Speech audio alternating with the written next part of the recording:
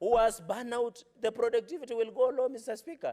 Even International Labour Organization under the European chapter has agreed with me on the right to disconnect, Mr. Speaker. And therefore, this is an international issue. It's not a local issue. I want to bring to the attention of the House, Mr. Speaker, where we are saying right to disconnect is a very important right under the evolving.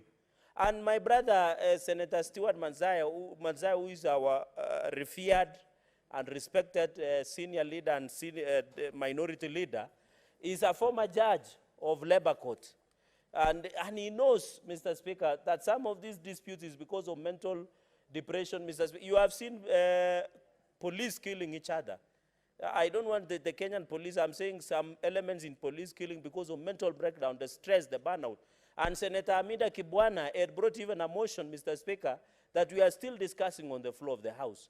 Because of mental breakdown, burnout, because we are deranged, Mr. Speaker. And therefore, Mr. Speaker, the 50th point that I wanted to make is these international organizations. France, other countries, Mr. Speaker, have done right to disconnect. Even in Portugal, Mr. Speaker. Let us respect, and I want to say this, Mr. Speaker, the environment is changing from the traditional office, where you go to your desk and work from 8 a.m. to 5 p.m., Mr. Speaker. We now need to shift our focus to remote working environment. And I know that the correct person, and it will assist even people living with disabilities to be able to work at the convenience, because most of the government offices, Mr. Speaker, do not have friendly access or PWDs in the Republic. And therefore, this right, I know where Senator Ledama stayed for some time, Mr. Speaker, there is a debate in the U.S. about this bill. I would have expected the U.S., where Senator Ledama stayed, and might have borrowed these political strategies from there, Mr. Speaker. And you remember, many people don't know that Senator Ledama at one point did want to run for presidency before. I don't know whether that dream is still there. But where he stayed in the U.S., Mr. Speaker, but I want to advise him to join us. He might have his dream realized in this side of the House, Mr. Speaker, but after you. So he should also make sure he behaves on the order, Mr. Speaker. Senator Cheregei, can you conclude your comments, please? So I'm concluding, Mr. Speaker. Mr. Speaker, you should even be adding me time, because I'm putting you on a proper trajectory of your future or national power.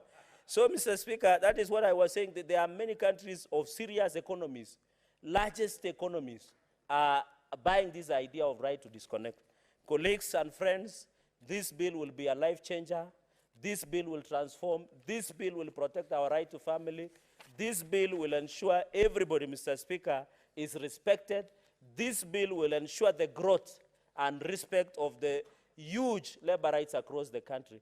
This bill of right to disconnect does not mean kupiga sherehe to avoid working, but you must show the performance. And this bill, Mr. Speaker, in conclusion, is to ensure, Mr. Speaker, when you engage through the email, through the SMS, through any virtual engagement in the remote working environment virtually, your employer must compensate you the same as overtime when you sit beyond working hours in an office, Mr. Speaker. And I hope the National Assembly will agree with me and allow this bill to be signed by His Excellency the President, Dr. William Ruto, and therefore effectively amending the Employment Act and giving Kenyans an opportunity.